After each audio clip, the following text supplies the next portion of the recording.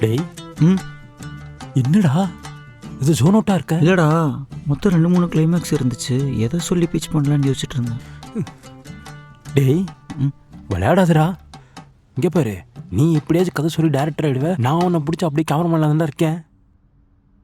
So அது எப்படியாதான் மச்சான். இல்லைடா. உனக்கு என்ன தெரியுதோ தெளிவாக சொல்லு, ம் பார்த்துக்கலாம். நேற்று நான் அவர்கிட்ட பேசும்போது கூட அவர் ரொம்ப சாஃப்டாக தான் இருந்தார். அதனால அவர் எதுவும் வந்து கன்ஃபியூஸ் வைக்க மாட்டார். ம் ம் உனக்கு என்ன தோணுதோ சொல்லு, பார்த்துக்கலாம். ம் ம் வணக்கம்ப்பா. பேசின வாய்ஸுக்கு வந்திருக்க ஹியூமனுக்கு சம்மந்தம் வணக்கம்ப்பா. அடா வணக்கம்ப்பா. வணக்கம் உட்காருங்க சார். உட்காருங்க. ஒரு நிமிஷம். சொல்டா. என்னது? என்ன 3 மாசமா பேமெண்ட் கொடுக்கலையா? இது வேலைக்காவது நீ அவன் கதையை முடிச்சிரு. முடிச்சிரா? டேய், என்னடா சாஃப்டானு சொல்ல முடிச்சிட்டு பேசிட்டு இருக்காரு. நேற்று பேசும்போது கூட சாஃப்டாக தான்டா இருந்தார். நேற்று நாங்கள் நிறைய டெக்னிக்கலாக பேசணும்டா. அது F1 படத்தை பற்றி. F1 பற்றி நீ டெக்னிக்கலாக பேசணும். அப்புறம் தம்பி, பிடிக்கிறானே.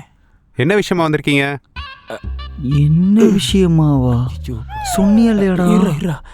அண்ணா, நேற்று கூட என் ஃப்ரெண்டு சொன்னான்னு சொல்லிட்டு கூட உங்களுக்கு கால் பண்ணி பேசினேண்ணா. ம் நீங்கள் கூட டெக்னிக்கலாக F1 படத்தை பற்றி கூட பேசுனீங்களே. அதாண்ணா. ஓகே. ஆமா, பத்தல யாரு டைரக்டர்? அண்ணா இவன் தானா? அர்ஜுன் கூட சொன்ன டைரக்டர் பையன் ஒருத்தன் சொன்னா இவன் தானா? சரி, இது என்ன ஜேனப்பா? ரொமான்ஸா, காமெடியா, ஆக்ஷனா, இல்லை த்ரில்லரா? பார்த்தல சார். டெக்னிக்கலு. ஒரு நல்ல கதை சார். இப்போ வருது கேட்டாரா? தம்பி, அதை நான் சொல்லணும். நீ கதையை மட்டும் சொல்லு.